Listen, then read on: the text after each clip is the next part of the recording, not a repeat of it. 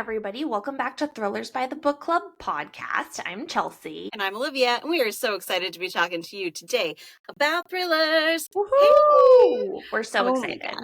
I know. So excited. I'm really excited for the topics we're going to get to today because we're talking favorite books of 2024, which impossible. First of all, so hard. That and also how's 2024 over? Because it just started.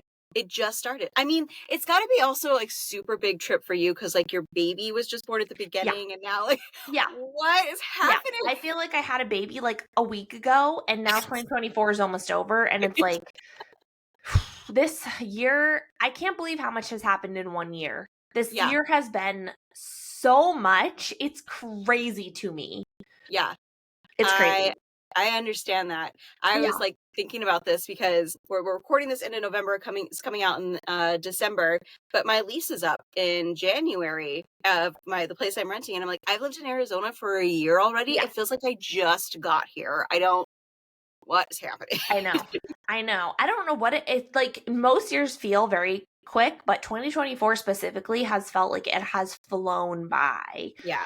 I don't know what you're going to find that happens way more for you as Poppy ages. Yeah. Like, I bet it's just crazy. Gonna be, like, blinks. And also at the same time, when people are like asking me about her, I'm like, huh? Like, I'm not a mom. What are you talking about? I'm like, yeah. There's not thing I take care of sometimes. I'm very youthful, so I can't have a baby. It is a mind trip, really. It's crazy. And also, like, I don't know, I haven't felt very motivated this year.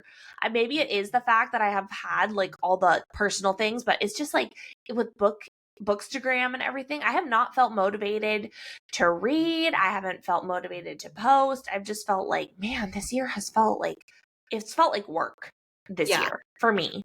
Which is not like what you want, right? Like this should not feel like work. This is something you're doing for fun. We're doing this for fun. Like it's supposed to be good.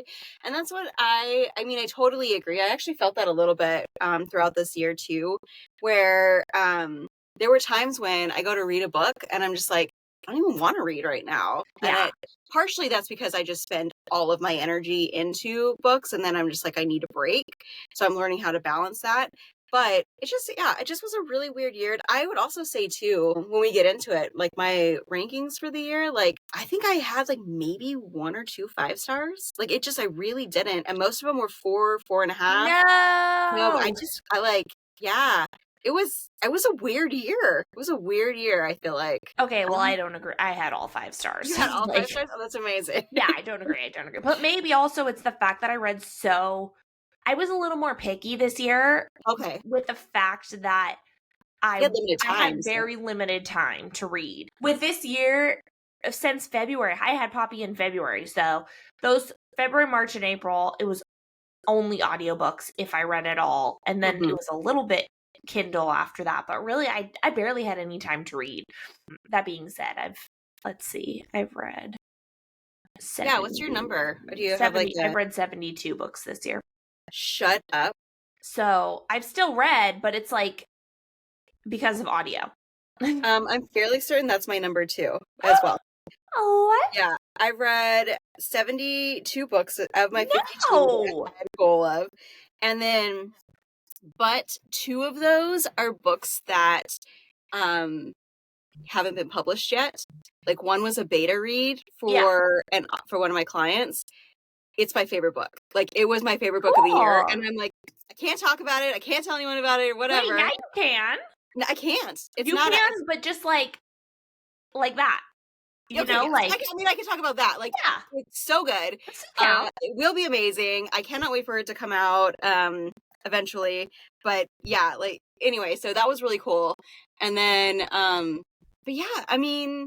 So I get it. Like, I feel like last year, I think I read like more in the hundreds, but I DNF'd so much this year. Yeah. I think I told you question. Do you count a book at like for Goodreads if you DNF it? Okay. No. Yeah, me either. Yep. I mean, yeah, no, because I'm like, I didn't actually read it. But what point in the book would you count it? Like if you read like 80%, and Yeah, then I'd you count it. DNF it? Okay, what Yeah. if you read 75? I mean, honestly, I DNF within 20%. So if it's going that far, I'm probably going to push myself through it. What Or if if you it's, read 50%? yeah, I might count it. I might. It That's what just I'm depends. curious. Like, what is the number where you're like, I read this book and I didn't finish it, but I still consider I read it, or if it's just a DNF? Yeah. I think I usually just count it as a DNF mostly. Oh, okay. Yeah. I think like if I don't finish it, I'm just like, well, because then I won't rate it either. Right. Yeah. But like, if you read 80%, you'll rate it. No. No, I don't think so. Because at that point, because I don't know how the book ends. So how can I say like what the entire experience is? I don't If I know. get 80% into a book and I'm DNFing, I'm probably pretty pissed off at that point, to be honest. Because I won't, if I'm at that far, I'm like, well, Yeah. it's 20%. This is like the climax, the twist. Everything's coming together. Might as well finish it. Right. Okay. What do Got you it. do? So if I get less than 50% in and DNF it, I don't rate it or like review it. If I get more than 50%, I'll review the part that I read and then Yeah. I'll say why I DNF'd it and I'll Yeah. count it as read. Yeah. So if I read more than 50, I'll say like, I read this half of this book. This is what I thought about the first half. This is why I didn't finish it. And this is the rating of the first half. And I count it as reading it because I still read over 100 and whatever pages. Yeah. I wasted, quote unquote, So how much much time. Yeah. So I think that's reading it. But if it's like less than 50%, then I'm like, nah, Yeah. that doesn't really count. That's just my own personal though. Yeah. No, I think that that's fair. That's totally fair. Yeah, I think if I get that far in, usually I'll just make myself finish it. Yeah. But I am like super. I told you this in September. I DNF'd 13 books. Like I was picking it up, DNF, pick it up, DNF. But how do you know? Like, how can you know so quickly? If you can't keep my attention in the first 20%, I have too many books to read. Yeah. And because we talked about this before, but like my rating scale, I only want to do 4 stars and above here. I know. So that means that I have to read a lot more books. But how can you tell? Because, so for example, for me, format matters so much. So I started a book reading it on a physical book, right? And I got, I don't know, 15% in. I was like, I'm very bored of this book. Then I saw it came out on audio and I was like, you know what? I'm just going to try it. And I loved it. Mm-hmm. And so I think format matters, and It does. Giving it a second chance on a different format can totally change how you think and like your rating. Yeah, I agree. That's totally fair. I mean, I have some authors' books whose like I can only read their physical books because I don't like their audiobook narrator. Yeah. And then there's some that I can only listen to audiobook because I'm too busy. Like I get too distracted by the book itself, like the craft part of the book, to actually focus on the story. So then that's not a fun experience either. But yeah, I don't know. Yeah, I probably missed out on a lot of things, but I'm just like, I have too many, and I was just clearing out my shelves. Oh, another thing I'll do is if I think that I might DNF it, I'll go look at the reviews. If I see reviews that are like, if I'm seeing a lot of like higher reviews, and I'm like, okay, like stick it out. Or if I see a lot of like 3 stars, like, or if it's just like if it's a mid, then I'll probably just DNF. So I'm like, is there certain people who you see who you like trust their reviews specifically? Yes. Okay, yeah. Me too. Yeah. Yeah. So I'll go on Goodreads and like there's specific people whose reviews I look for, and I know if they liked it, I might be more likely to like it, for example. Same thing. And then there's some people, if they don't like, if they like it, I'm like, You're like, huh, that's not going to be a book for me. Yeah, like they like things that I don't like. I really don't care about certain domestic thrillers. Yeah. And they love them. So I know if they're like, oh, I love the drama in this book, I'm probably not going to like it. Probably not going to like it. Yeah, exactly. That's so interesting. Yeah. I mean, well, for me, if I see a review that's like, oh, I felt so emotional in it or whatever, like any kind of like that, I was like, nope. Yeah. I want to read about murder. That's it. Yeah. Like, I think it depends how it's done. Yeah. No, I agree. Because there has to be some sort of reason I care about the character, but not every reason is a good reason. Yeah. So it really just depends. And like reading is so subjective too. It is. Is that everybody has a different reason to care. Yeah. it's the weirdest industry. It's the weirdest like entertainment form, Yes. right? Because I think you can appreciate if you're watching a movie, let's say like an action movie, you know what you're getting. It's going to be action, blow them up, whatever, right? Like you're probably not going to get a deep story, but like you know what you're getting going into it. And I think the thing with books is it's so much more of a time commitment. Yeah. As you're trying to like, I don't know. I don't know. It's really weird. It's weirder to say, I think, for books because it is so subjective. It is. Whereas you can say like, oh, I can appreciate that for what it was. Yeah. Explosions. Yeah. Yeah. And also it's very active, and like other forms of entertainment are passive. Mm-hmm. So I think that's you're committing to something differently. As like if you're watching a movie or TV show, it can be a lot more passive. Like you don't have to invest the same way you do with reading. Like Totally. I do understand where you're like, oh, I'll never get my time back after I watch that movie. You know, don't go to the theater then. Watch it at home and be on your phone and be doing laundry and be talking on the phone to your mom, whatever. Like, you can't do that while you're holding a book. Yeah, So, exactly. I book think you actually have to pay attention to. Yes, no matter what type of book it is, you do have to be like engaged mentally. God, how many times I have had to rewind chapters in audiobooks because I'm like, I don't know, something that 20 minutes just went by and I missed the entire thing. I know. Sometimes, like, you know what? I'm just going to do a puzzle and listen to an audiobook, and I still am like, shoot, what happened? Wait, how did that get there? Yeah. My favorite, too, is when I rewind it, and then it's happened. I have to rewind the same spot 4 times because I don't do that. If I miss it 2 times, I'm like, it wasn't, who cares? I wasn't meant to hear it. It doesn't matter. No, it wasn't meant to hear what happened. You know what? I'll catch up later, and if I don't, that's on me. Like, personal problem. Yeah. Yeah, that's just like a very annoying little thing that I'm just like, oh my God, pay attention this time. Get it together. Come on, pay attention. So we actually had a listener question I thought would be really interesting to talk about. So a listener named Cherry said that she would love to hear our thoughts on how we organize our books, manage our libraries, and like when do we like throw books away, when whatever, not throw them away, but like, you know, I don't mean throw away. What? I don't mean okay, like you said Sherry? Like, huh? Cherry? Cherry. We don't throw our books away, Cherry. She didn't say that. I said that. That was my bad. Cherry. I didn't read the question directly. Cherry, let me just tell you, I don't throw my books in the trash. Okay, so she said declutter, which was very like I don't trash them, Cherry. I trash them. No, I don't. I know that Olivia is saying that she trashes her books personally because, again, one of us is a killer and it's not me. I don't trash my books. That's crazy. But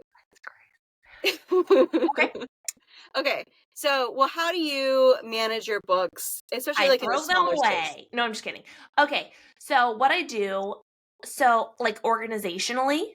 Yeah, like how do you organize your books? Like, and then do you ever come to a time where you're like, okay, it's time to pull some like ones I'm never going to read again, or like I'm really not interested. How do you know when that point is? Things like that. So I organize them in many ways.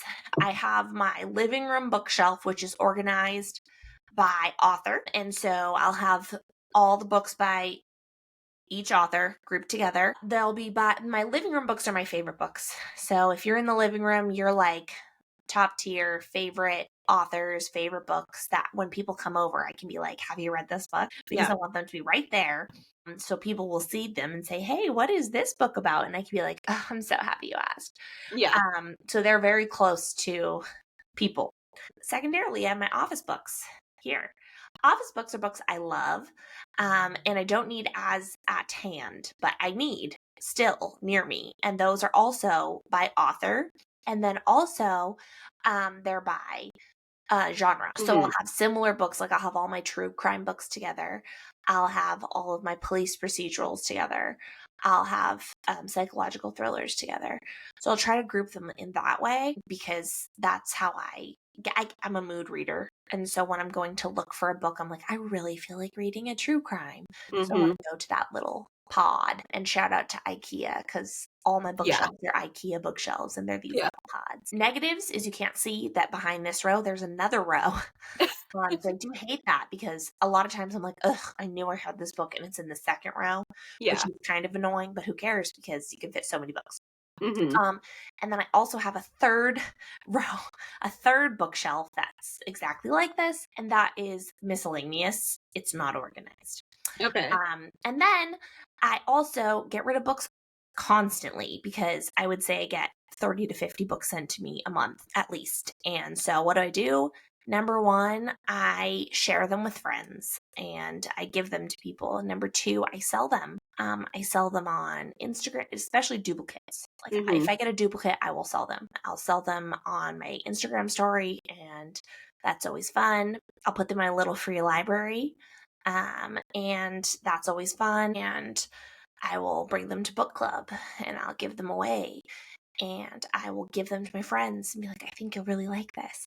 I'll bring them to work and give them to my coworkers.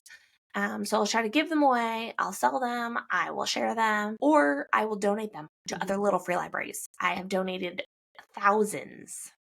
Yeah. I have a whole cabinet in my home full of, again, thousands of books designated for little free libraries, because I don't throw them away, because that's crazy. But I will put them in other little free libraries, or I'll bring them to the thrift shop. Like one time I brought 15 boxes of books to the thrift shop. Nice. I was moving here from my old house, because again, books. Yeah. You have so many books. I mean, that's, okay. But when you say you're selling them, just to be clear, you don't sell the ARCs. That's correct. Right? Like you're selling sell finished copies. I think it's really important for our listeners to understand when you're talking about, especially if you're somebody who's receiving books from publishers, right. There are some rules, right? You can't sell ARCs. Don't do that. I've seen people do it, and I think it's kind of gross. You can't sell them. You shouldn't sell them. And you can give them away, and you can ask that people pay for shipping. That's okay. To get it to them. And I do that. If you will pay for shipping, you can have my ARCs. But do not sell them. And especially, like, there's repeat offenders who do that on eBay a lot, where I'll see this one girl who does it all the time, and she marks them up and will sell them for like $25. It's disgusting. Oh my God. And she gets like all these super popular books, and then she'll just be selling them on eBay for full price ahead of time. So again, don't abuse the system, because it ruins it for everybody.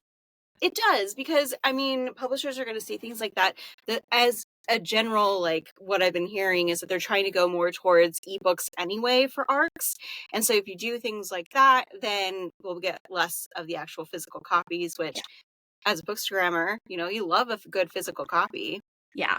And it's no fun.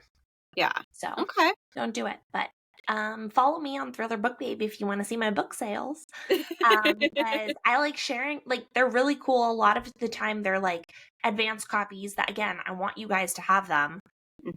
Just pay for shipping, because I mean, I'm poor, so I can't ship for free, but you guys can have them. And it's fun. It's fun to like share with everybody, because like the other thing is, like, it's not cool to gatekeep. It's not cool to gatekeep at all. Like, when there's influencer programs and people are like, how do I get in? I love to share my contacts. I love to share like how to get in touch with people, because it's not a limit. Like, it's for everybody, and everyone should have the opportunity to join these really cool programs.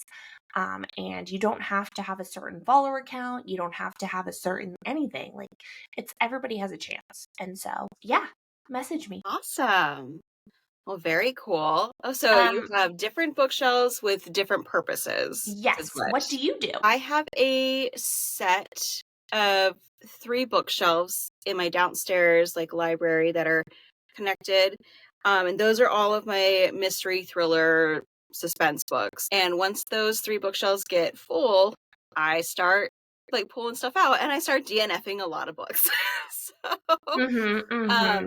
But I have it, so I have those. I have another bookshelf in the same room, but that has all of my series. So I have 3 authors I have their entire series for: Louise Penny, Chris Carter and Karen Slaughter's Will Trent series. Of course. So those ones are all in one section. And then above it are like miscellaneous, like historical fiction, some sci-fi, some little like different things like that. And then I have another little shelf that's just for like rom-coms. And then upstairs in my office, I have 2 bookshelves that I use for craft books or research books, or books that I'm like, I want to look at because I think the author did something really cool in it. So I want to like, be able to reference it. So I have those. And then my books are organized. So they're just like separated by kind of genre-ish.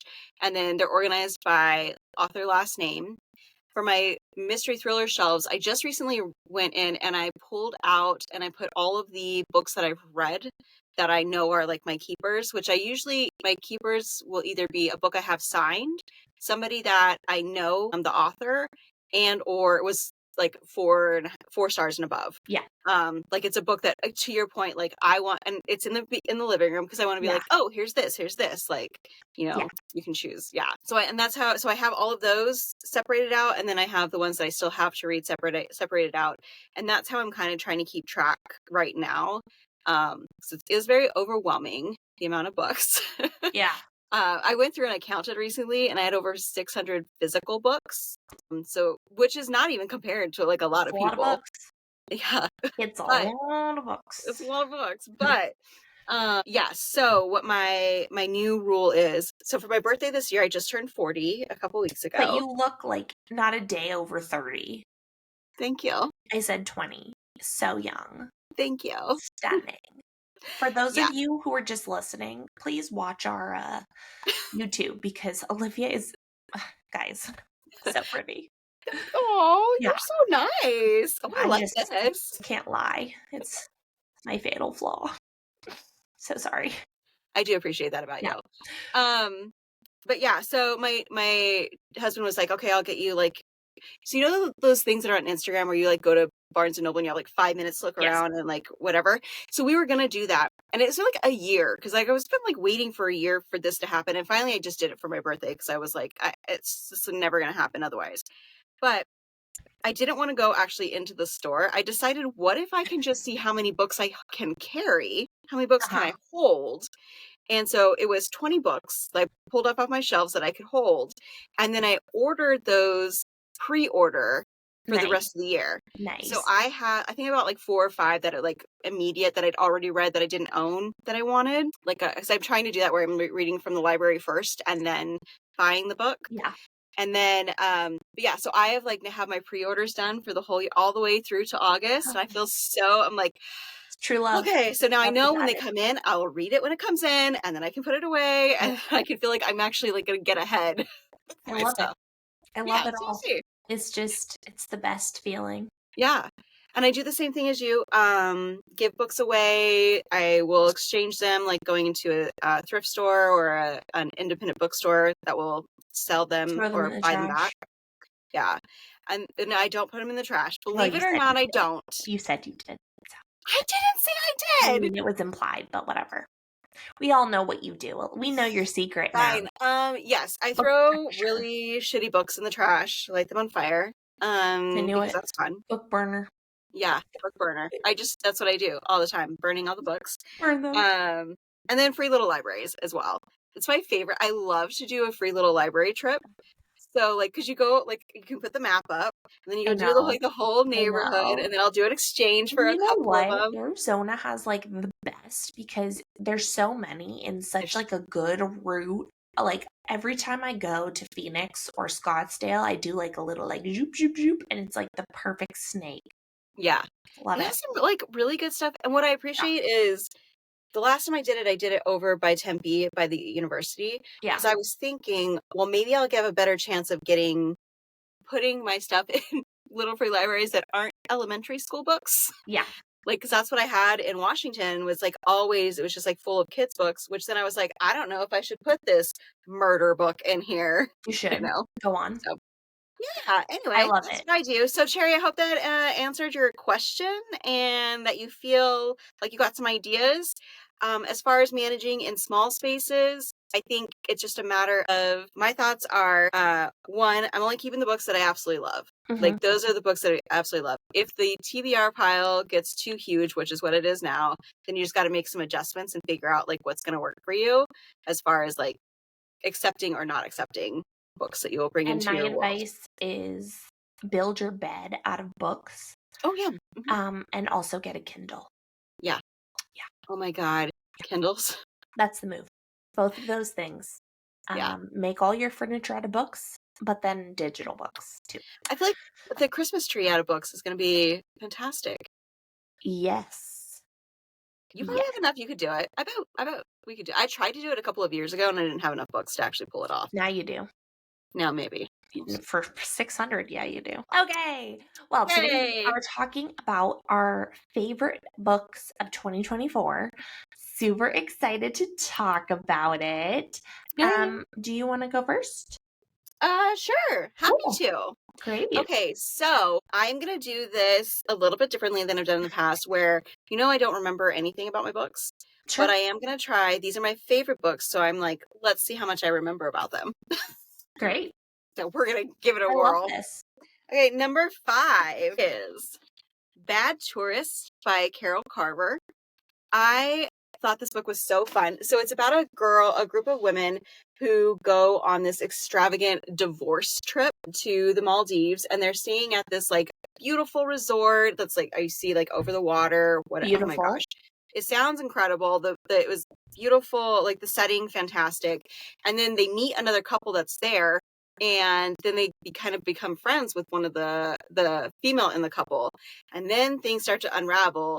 And you find out more secrets about the relationships that people have, like within themselves, what they're willing to do as friends to like for each other and for other women. This, I feel like, is a very women empowering book in a lot of ways. Yeah, I had so much fun with this. It really stood out to me as a great mystery. It was super engaging, and it was just really good beach vibes. So, love it. Number 5, Bad Tourist. Love it. I forgot that we can hold up books, so I didn't bring any of mine. Do you want to go get them? No. Okay, that's my fine. baby's sleeping, so okay, yeah, can't do that. Can't move or scream. That's a real bummer, but you can just, you know what they look like. I'll describe it. Number 5, God of the Woods by Liz Moore. And you're thinking, is that a thriller? No, it's not. What the heck, man? But like 5,000 people recommended it to me and said I should pick it up. And so I said, gotta trust the followers. Because like I said on my story, I love summer camp thrillers. And they're like, it's a mystery, but it's summer camp. And I said, the people have spoken. So I got it because I'm a listener. That's why. Got God of the Woods. It's about a summer camp in 1975, and it's about the family that owns the summer camp and their daughter, Barbara, who goes missing. And then the town, who most of them are employed by this family, the Van Laars, and everything descends into chaos because 14 years ago, Barbara's brother went missing and was never found. And so as the hunt for Barbara begins, secrets about the Van Laar family start to come out, and everybody has them. The community isn't blameless, and what follows is an unraveling of secrets that goes back years, all contributes to the search of the missing girl, Barbara. So I loved the rich layers in this book. As you guys know, summer camps are one of my very favorite settings for thrillers, and so I was obsessed with it. It was, like I said, it's not really a thriller, it's more of like a mysterious drama, kind of like a family drama, I guess, a generational drama. It was a very long book, but it flew by. It had very interesting characters and multiple viewpoints. The past and the present came together very well. I couldn't put the book down. It was about wealth and power and gender and sexuality, abuse, addiction. There's so many important themes in this book that created real and raw characters that were easy to love. It was more about the journey, not really the ending, but I loved it. It was wonderful. Love the recommendation. So I really recommend it. It's called God of the Woods by Liz Moore. Awesome. She wrote Long Bright River, right? Yes. And that was a fantastic book too. Yeah. If you love that one, definitely this one was amazing. Okay. Yeah, you're totally right. I hear it everywhere. Yeah. Everyone says like, this is the everyone one. said it. So I was like, all right, you got me with summer camp. And yeah, highly recommend it. Okay. Very cool. Well, so my fourth one, number 4 on my list, this kind of goes back to Sherry's question about how do you stay organized? Well, I know 100% fact I bought this book because I read it first and I loved it so much, and it's a standout book for the year. Cannot find it anywhere. Sure. But so it is The Mentor. Right.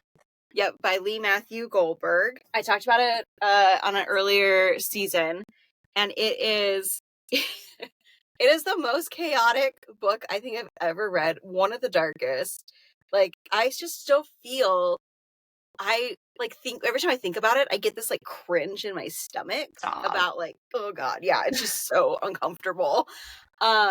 It's about a man who has started to work his dream career in publishing. And then his old college mentor comes back and is like, hey, I have a book. Will you look at it? And the guy's, he's like an up and coming star in publishing and is like, yeah, of course I will look at it, mentor, like the college professor. I loved you, whatever. You helped me in all these ways. And then it turns out the book is real bad. And not just real bad, but it's basically a confession to some real dark stuff. And so then he rejects it. And then the mentor has a lot of feelings about it. Yeah. So then kind of torments the man a lot. It was just, it's so, I can't, like, it's psychopathy. Like, I don't know how this author wrote this person. Like, it's full unhinged, I feel like. And it's not like, there's dark things in it where, like, it kind of talks about cannibalism and it has, like, these different things. Right. But it's not, like, a violent book. It's just a very, very uncomfortable psychological book. Although there is a trigger warning, there is a death of a cat. Outside of that, though, like, I know that I didn't care for that part. But it made sense with the character. Like, yeah. So anyway, The Mentor, Lee Matthew Goldberg. It is one of the like darkest character novels I've ever read. If you read it, please message me. I want to talk to somebody who's read this book. It came out in 2017. So I wasn't in the space then.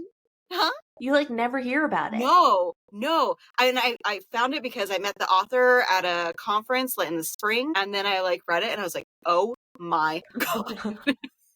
This is unhinged. I love it. Okay. Yeah, that's my fourth book. Okay. My fourth book is A Talent for Murder by Peter Swanson. Loved it. I think I talked about it before. Did I? Yeah, it's my new favorite Swanson. So had to bring it in.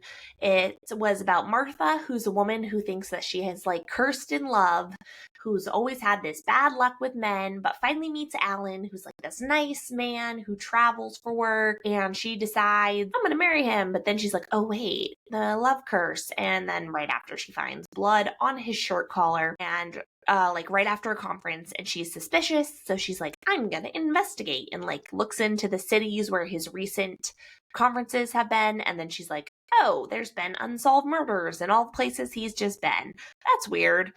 Yeah, Martha, it's weird. And so she thinks that she has married a serial killer because duh, I mean, yeah, sus. And so she enlists her friend from grad school, Lily, to help investigate Alan, because Lily has helped her in the past. And then they start to look into Alan, and they start to find things about him very suspicious.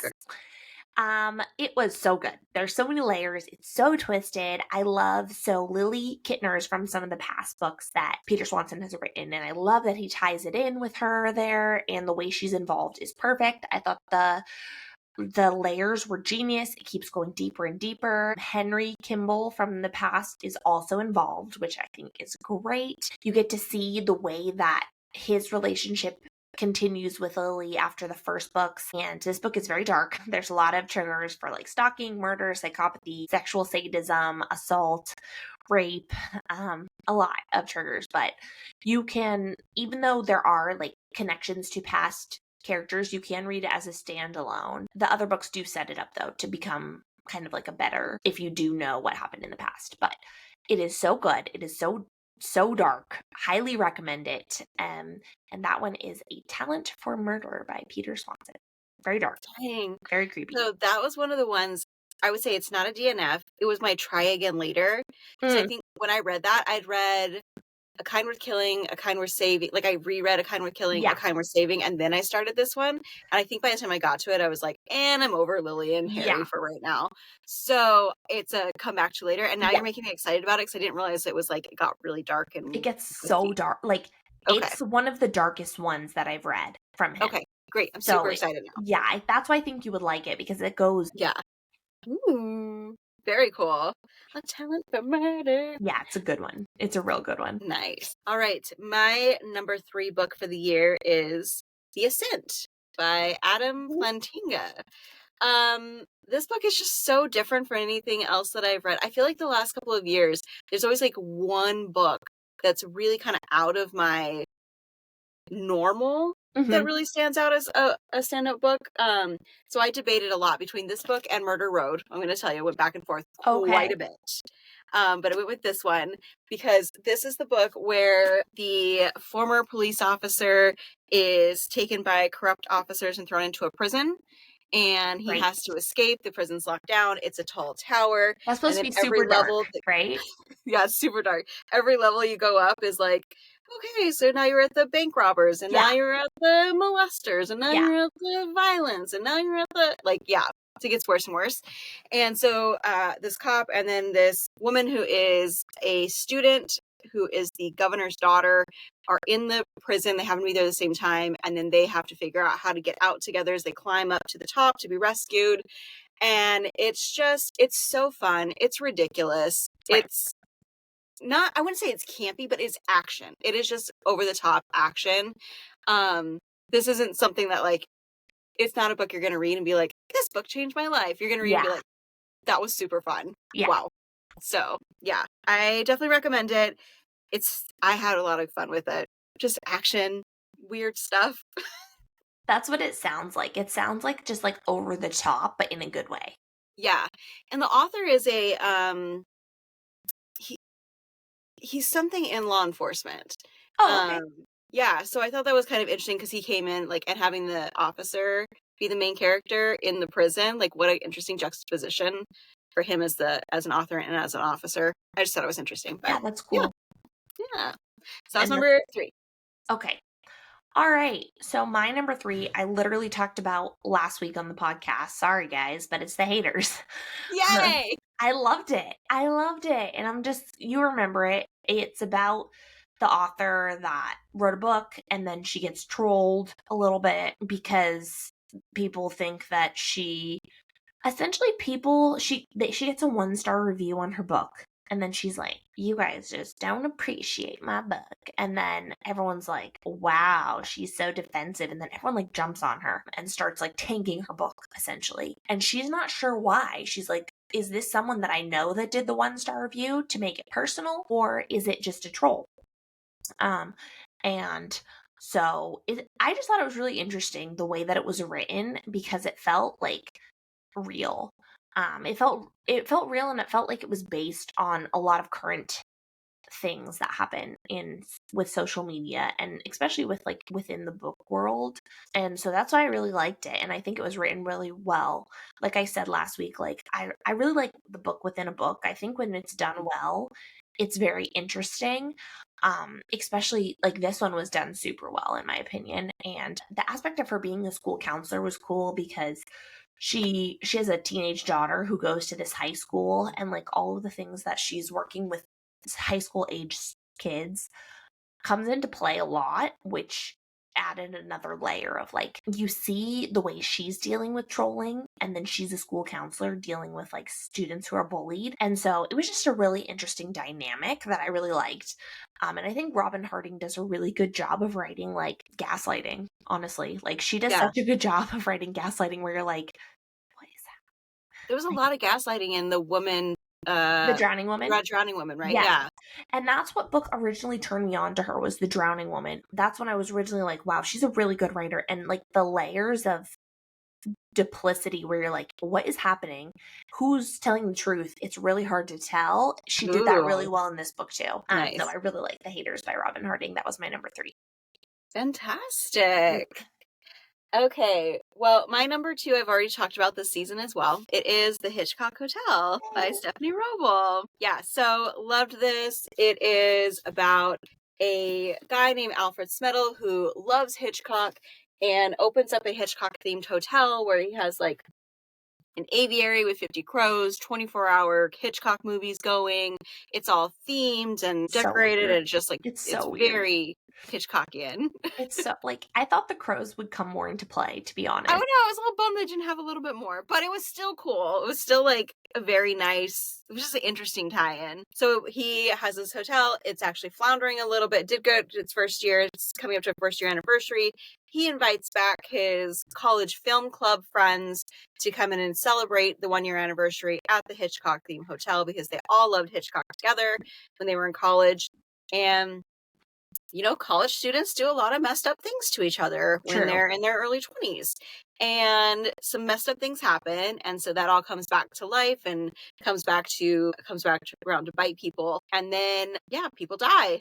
And they have to figure out, like, who's doing the killing and all of this stuff. So great locked room mystery, super tense, very suspenseful. And it's just a fun time. This is a fun book. It is fun. It's very, like, campy. It is, but almost not to the point, not campy like no, it's very Hitchcock. Yeah, like she did a great job writing Hitchcock, and then you can do like it's got some like campiness to it, but it's classic. Yes. Mm-hmm. Yes. Two different, different kind of campy. It's campy in a like horror, like classic though. Like it's like a black and white movie. Yes. It's a written black and white movie where you're just like, it's done so well. Yeah, totally agree. Yeah, totally so agree. good. So, okay, my number 2. Every single person listening, buy it right this very second. I'm going to tell you that right now. You're welcome. It's called Tell Me What You Did by Carter Wilson. Okay. This book is about a woman named Poe. Her mother was murdered in front of her when she was 13. And what follows is a fascination with true crime that leads her to create a podcast where people come on and anonymously tell her the crimes that they committed. What? Then, one day, her guest seems familiar, and he claims to be the man who murdered her mother so many years ago.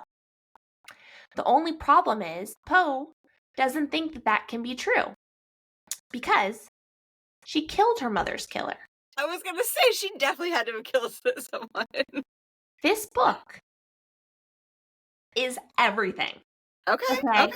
This book is everything. So Carter Wilson wrote Mr. Tender's Girl, and there's some callbacks in this story. Amazing. Poe as a main character, amazing. This is an example of how a podcast element in a book is done very, very well. Poe as a main character is very good. The idea of a podcast where people come and confess their crimes. So cool. Brilliant. Love it. Cool. It was so interesting. I want that to be real. I would love to listen to that podcast. I would listen to that so much. I'm like, please make this a podcast right now. The character, Ian Hindley, terrifying. Literally terrifying. Yay! I'm rarely terrified. So terrifying. So creepy. I got chills several times. I was scared to read it alone at home, where I like turn lights on. There's points where you're like, are the animals in this book okay? They are. They're okay. I was like, I literally just hit order. If you tell me a bunch of animals, they're okay. All the animals are okay. It's so well written. This book takes you on a journey that you're just like, I'm sorry, what? Like, I did guess the ending. That's a me problem. Because I read every thriller. But it was amazing. So good. Highly recommend. Again, it's called Tell Me What You Did by Carter Wilson. Loved it. And it is coming out on January 28th. It's not out yet. It's not out yet. Out yet. Tell Me What You Did. So good. He's so good.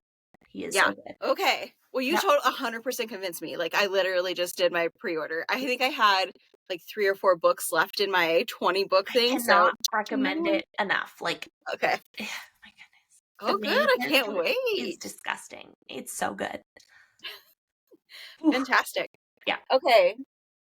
My number one book that I read this year, it came out in 2010.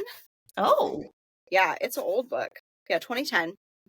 And it's the first time I read this author, and now I'm 100% obsessed. And that is Still Missing by Chevy Stevens. Okay. Oh my gosh. This author is incredible. She's so talented. She just announced that there's a new book coming out next year and she hasn't had one in a little while, so I'm really excited. So this is a book about Annie O'Sullivan, who is 32, is a realtor, and she was abducted by a man and kept captive for a year in his basement.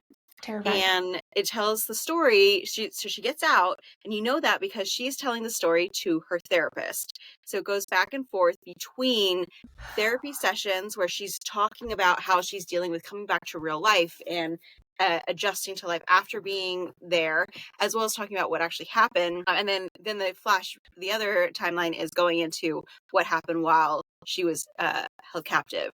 It's captivating. It's just like, I loved it. It was so dark, but also it was one of those rare ones that I feel like there was like an emotional pull, but it didn't make me want to cry. It just made me feel. Yeah. Which was like, it's a hard thing to say because I'm always talking about like, oh, I don't like to feel. But this I was very into. Yeah. Feeling her experience, but I didn't feel, I wasn't heartbroken, I guess. It just was sympathy. I don't know. But, yeah, so well written. Like, honestly, it's written in first person, and I just like couldn't say enough good things about this. Wow. Still Missing, hands down. It was her debut, and I see why it's a New York Times bestselling book. It's fantastic. So, wow. Yeah. Okay. Cool. That sounds great. Yeah. Okay. All right. Well, this should surprise no one. 0 people surprised. I already know what it's going to be. I mean, after the way you just talked about Tell Me What You Did, that sounded like it should be number one. But we already all know what number one is going to be because there's no way to help this. It's going to be We Used to Live Here. Yeah. Of course it is, by Marcus Kliewer. Kliewer. You know it. We Used to Live Here. I'm obsessed with it. Always have been since day one. Mm-hmm. I love it so much. It's just me and the book. We have a connection. I love it. Always have. It's about Eve and Charlie. They got an old home in a beautiful neighborhood, and a guy and you know what it is? It's my just visceral fear of people coming to my house and not leaving. I've discovered this about myself, that is my fear. Man, that's my fear. Anyway, You're like, are you ever gonna leave? So wait, hold on. Let me get clarification. Is it like they never leave as in like it's a visitor who's staying too long, or it's they never leave as in like worst roommate ever? They're now squatters in your house. Both. Anything. Just get out. Get out. Both are bad. Both are bad. I want people to leave when I say get out of my house, and also to leave when it's time to leave. It's terrifying. Anyway, a guy knocks on their door and he tells Eve, like, hey, me and my family are driving through this town and we used to live here. Can I show my family around my old house? And Eve has the problem that I have, and she's too polite. And she's like, okay. Fuck politeness. You did. Oh my God. Okay, I'm sorry. We're going to go back a second. Literally, you just said your fear is people showing up at your house and not leaving. Yeah. I told the story on our first episode back about the guy on the window, and you were like, I would have opened my door. What are you talking about? The reason it's my fear is because I also know that I can't help myself. That I'd be like, it's totally fine. And they would be like, do you want me to leave? And I'd be like, no, of course not. No, it's fine. It's my fear because I also can't be rude. No, fuck politeness. Be rude. Can't be no. rude. So okay, anyway, go ahead and tell the story. It just kills me that this is your number one book, and then literally, it's my fear because I'm trapped by politeness. I'm literally trapped by politeness. It's like I'm afraid because I know that I can't do it. Like, I would literally just let this family host live in my home because I'd be like, it's just rude to ask them to leave. Okay, so then they come in, and then weird stuff happens.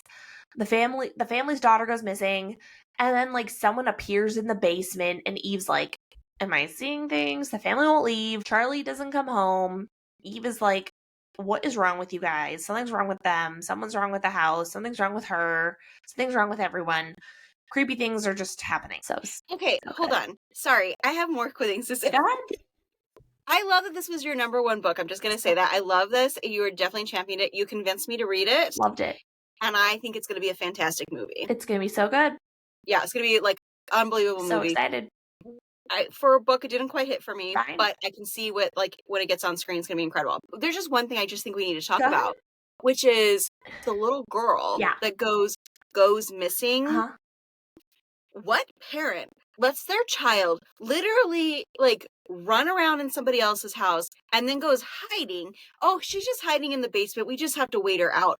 Excuse me. You know what parent does that? You know what parent does that? A demonic. Oh, this is true. A demonic entity. A demonic entity does that. That's who does it. A weird, unhinged, psycho spirit does it. That's who. A fake parent. A parent of a non-parent. A host. A host. That's who does it. Get this book. Yeah, like, I didn't get it. The family is like a spirit. The parent is like a spirit, right? I just thought it was like the book. The parent is the old man from the cabin. The dad is the old man, right? Okay, here's what I'm going to say. Let's do a special episode where we talk about this. Let's just talk about it now. The spoilers are coming, guys. I don't even care. I don't remember enough about it. But like, what do you mean by old man? So here's what what for me was like, I thought it was the house, kind of like Amityville. Like the house was the one that was causing like the trips, but the dad from the house used to live there. Okay. And he's like... he's the killer, right? Like, he killed his family? Am I crazy? I haven't read this in a while. I don't remember. You're right. Let's do a special episode. You know what? We're going to tell Marcus to come on and explain it.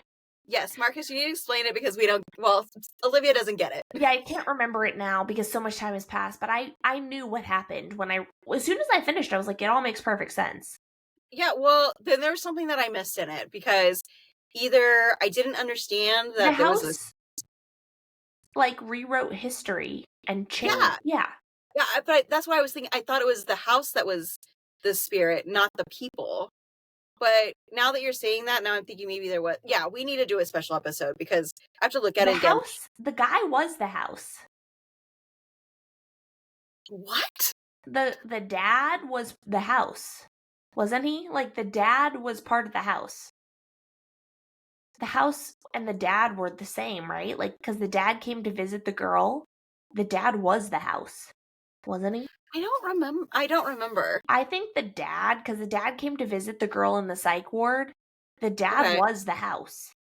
Like, the spirit of the house was in the dad, I think. Oh, okay. I think the creepy house was inside the dad.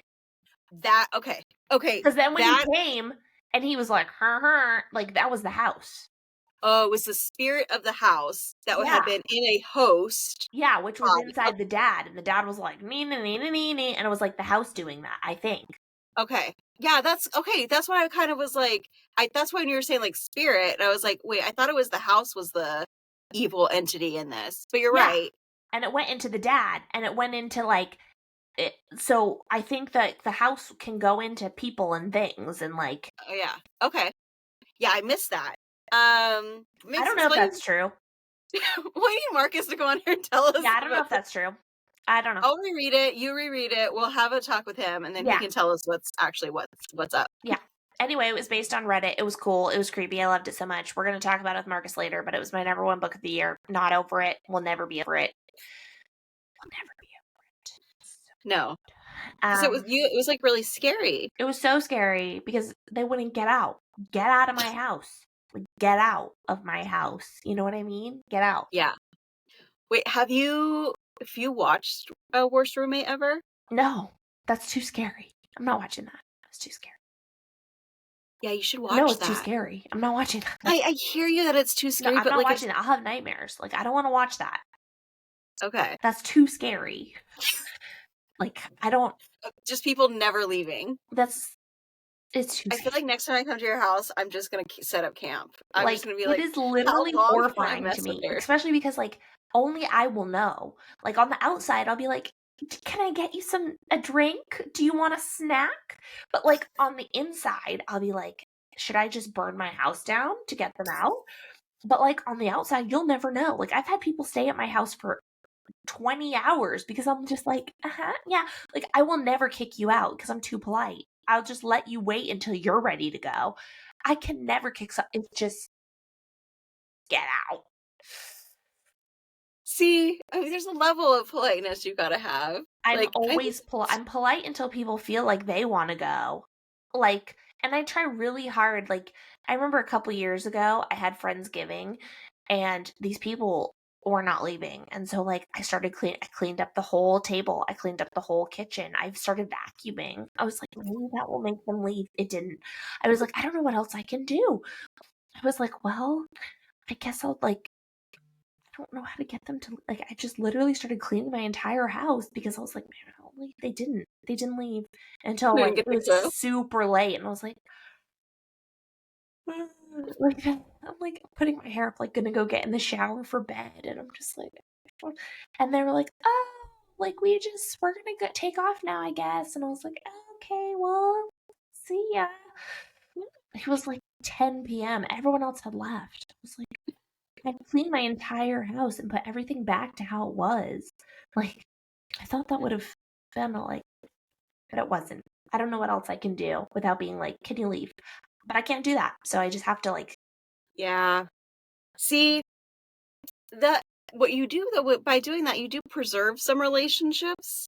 I've had situations where I had somebody, an in-law, at my house, and I didn't like what they were doing. They'd been there too long, and I was like, okay, all right, see you later. It's time to go now. literally never. Yeah, I mean, I like lost it, and I was like, well, there was two different situations. One where I've told people that, and then there was another situation where I was like really upset about something that they did, and I was like, you are not allowed to do that in my house. You can go now. Jared was like, what? His family's all looking at me like I'm crazy. Super cool. Which we're recording this the week of Thanksgiving. This week I'm hosting like 30 people in my house. Wow, you're so brave. Oh my god, I'm gonna lose my mind. Wow. I'm gonna come up here to my studio in my closet and hide. It's gonna be part of that. Yes. If anyone out there has any fun family drama stories, you should tell us. DM us on Instagram. Or you can put it in a comment on our YouTube videos. Or put it in a We have comment. comments now. That would be amazing. We want to hear your crazy family stories. It'll make us so happy. That'd be really fun. Yeah, so those are our top 5 books of the year. We did it a little early so you guys would have time to pre-order them, or just buy them. Just buy them up. You know what? The holidays are still a week away. Grab some books. They're great gifts. And then if you get gift cards, save them for yourself and get these books. That's right. You won't regret it. That's right. You're welcome. Yep. Okay. Oh, wait. If you need to kill some time. Yeah, read a thriller. Okay. Oh my god. We did it. I forgot this time. Oh wait, no, we have way more we are supposed to do. Like, what's the rest of it? If you need to get in contact with us, then you should do that. Okay. You know how to now at this point, right? Like, you just go to our Instagram at Thrillers by the Book Club Pod, or you can DM me at Thriller Book Babe. Or me at Olivia Day Wallace. Okay, and bye. And see ya.